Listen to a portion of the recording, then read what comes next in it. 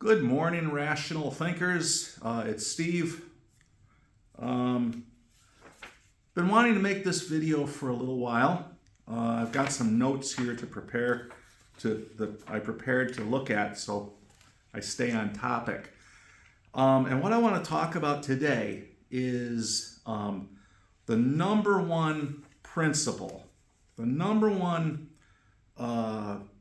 factor that must be present to have good mental health. What I like to say to my clients is that good mental health always begins with the truth. We have to adhere to the truth. And so what do I mean by that word truth? It means adherence to objective reality.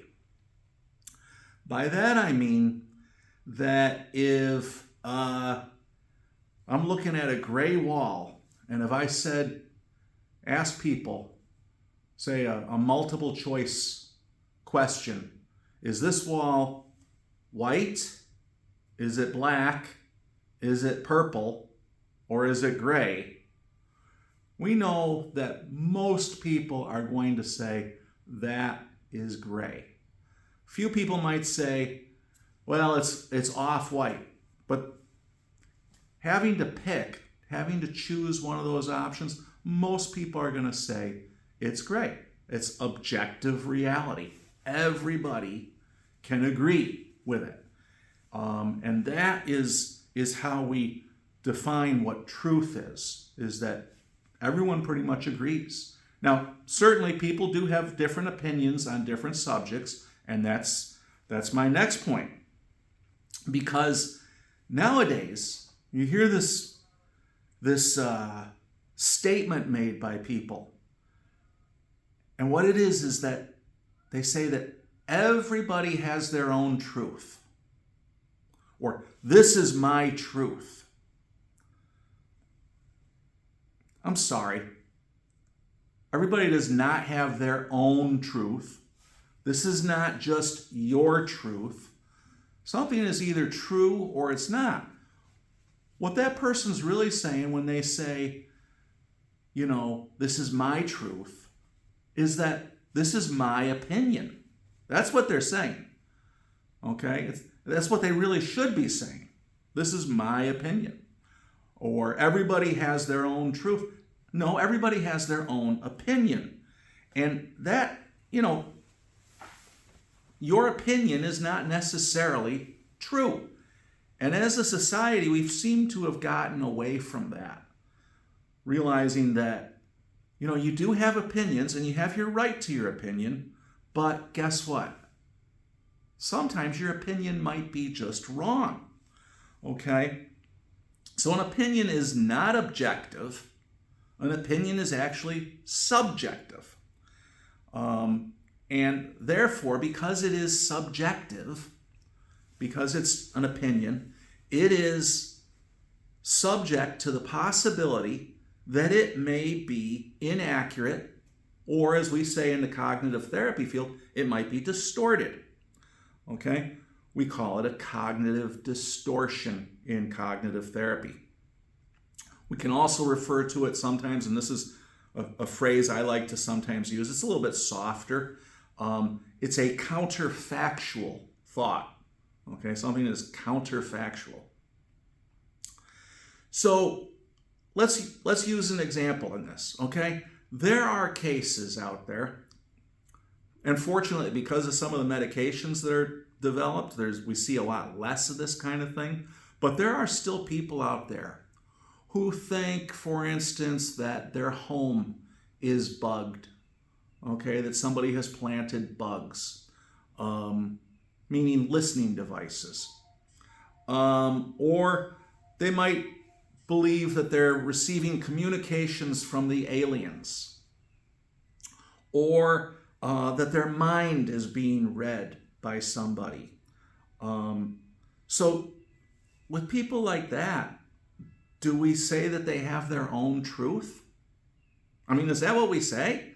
Somebody tells you that, my apartment is being bugged by the Russians. Do we say, oh, well, you just have your own truth? No. We would say that that person is severely mentally ill. We call that being psychotic. We say that people have delusions and hallucinations. Okay? Delusions meaning thinking thoughts that are just plain not true. They're delusional. Or they have hallucinations. They might hear things, they might see things that just don't exist. Okay? But just the same, there are actually some cases where people have thoughts that are much, much, much more mild in terms of being distorted or irrational. Okay? Much, much milder. And I would even say this, that you have them and I have them too. And I'm a cognitive therapist and I have some irrational thoughts. I have distorted thinking from time to time. We all do. The difference between somebody who is going to be able to calm themselves down and somebody who's not is the person that can calm themselves down rather quickly can realize what distorted thoughts they have and can say, oh, I've got some distorted thinking going on here. Let me give you some quick examples of beliefs or statements that people could make. But before we make the statement, usually we have the thought, we have the belief. And these are examples that are subtly not true. They're very subtle, okay? The first one is this, and we've all said stuff like this. I can't stand this. I can't stand this. What are you? You're going to spontaneously combust because you can't stand it? Of course not. You're not going to spontaneously combust. And so a counter thought to that is that, I really don't like this, but I think I can endure it. Okay? So, next thought. Here's an irrational thought. I really need to have a drink. Well, here's the counter to that. Because you don't need to have a drink. Your needs, you have 4 needs in life. Food, water, shelter, and sleep. Notice I said water, not alcohol. And somebody who says I really need to have a drink might be referring to alcohol. But here's more of a factual statement to counter that. I would like to have a drink. I want one. Oftentimes when I work with alcoholics, I will tell them, if I can get you to go from thinking that you need to have this to actually being real and saying, I would like to have a drink, we make progress that way. Here's another one. You've probably said it. I know I've said it. I have to go to work today. Okay? In cognitive therapy, we refer to that as confusing having to do something with choosing to do something. So the way we counter that is something like, I'm choosing to go to work today because I enjoy the lifestyle that it affords me. And if you hear my neighbor's cutting his lawn this morning, so I apologize for the noise. Hopefully it's not too much of a distraction. Here's another one. This one's very subtle. This one's very tricky. He shouldn't have done what he already did.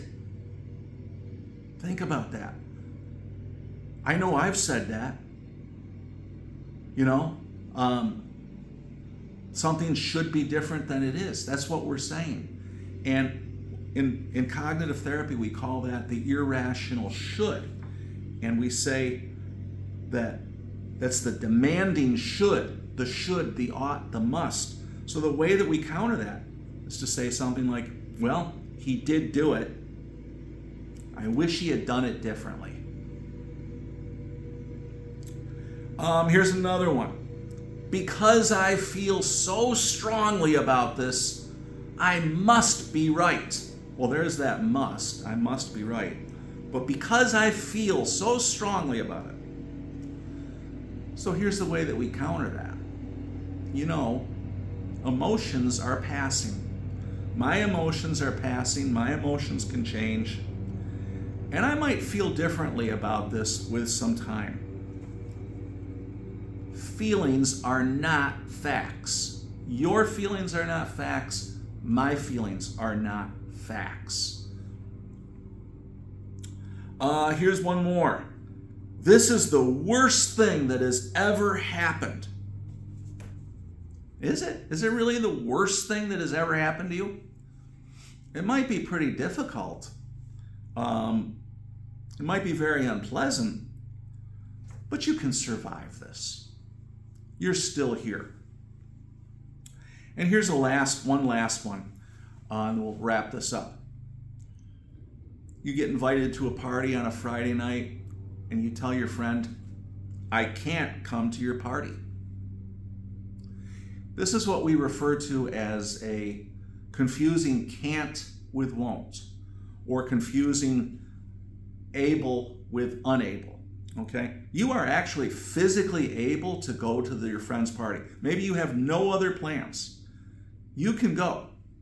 But what do you say? You say, well, I can't come to your party. I can't make it. Really what you're saying, what you might be saying is, you know, I appreciate your offer, but I'd like to just stay at home on Friday night and just chill. It's been a tough week. Thanks for the offer, but I'm going to just stay home and chill. Okay? Again, these are very subtle cognitive distortions that we all engage in from some time. They are not completely true. Okay? And that's the whole point of this, is that good mental health really starts with trying to adhere to the absolute truth, the fact. Yes, I can come to your party, but I don't want to. So sometimes we tell that little white lie that I can't come. And later on we might feel guilty about it. Because, you know, I could have gone to the party, but I didn't want to. Well, why don't you come out and say that right in the first place? Okay, because that's the truth. And it's okay if you don't want to go. So, that's the whole point of this video, is that mental health starts with an adherence to the truth. So, I'll sign off for now. Just remember that our thoughts do cause our emotions. You have a great day. Bye-bye.